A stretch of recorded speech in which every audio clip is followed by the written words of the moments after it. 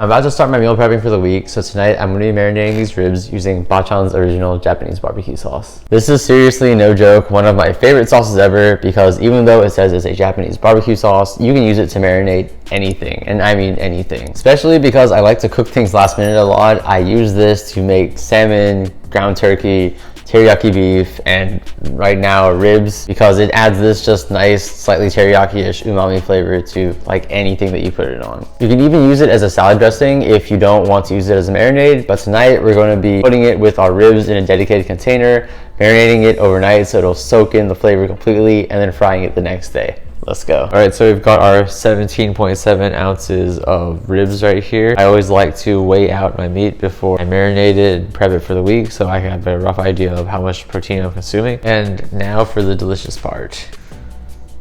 Sort of work the sauces in by hand. You can apply this stuff pretty generously, because the more you apply, the more delicious it's going to be.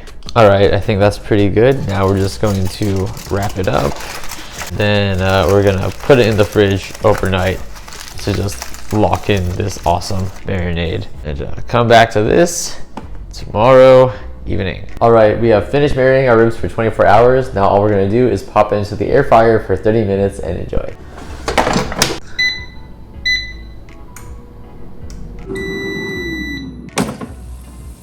Yeah, there we go. And now for the best part.